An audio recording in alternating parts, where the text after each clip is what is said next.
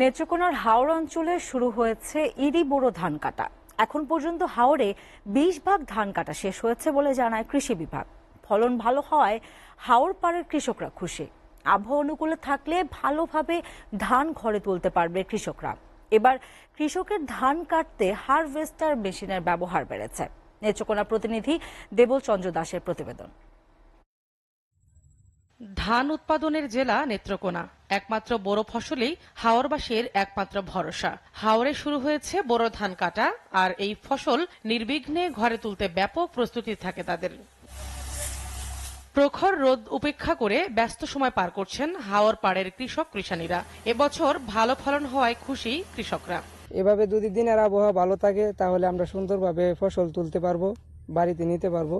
আমরা 14 কাটা ক্ষেত 22 ক্ষেত সুন্দর মতো ফাঁকছে, এটা লাগে আমরা রোদ দেওয়া আছে কাটতে পারছি ভাই।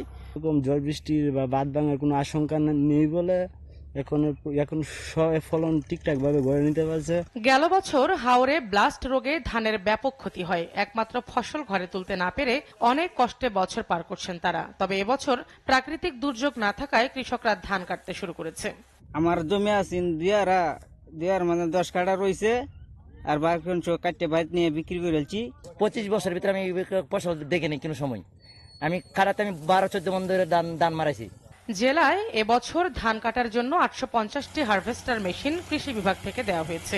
প্রতি একর জমির ফসল কাটতে 5,000 টাকা নেওয়া হচ্ছে। কাটার সাথে সাথে ধান পাইকারদের নিকট বিক্রি করে দেওয়ায় অনেকটাই সুবিধা হয়েছে গৃহস্থদের, জানালেন কৃষি উপপরিচালক।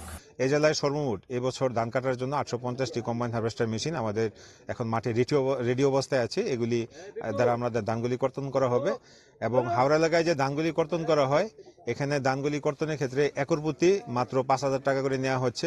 আগামী 15 দিন বেশ ভালো থাকবে এবং বন্যা অথবা আগাম পানি আসার বিষয়টি নাই।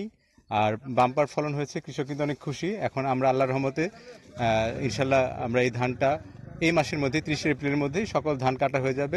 এবছর জেলায় 1,85,230 হেক্টর জমিতে বোরো ধান আবাদ করা হয়েছে। তার মধ্যে হাওর এলাকায় রয়েছে 41,000 হেক্টর জমি। STV news desk.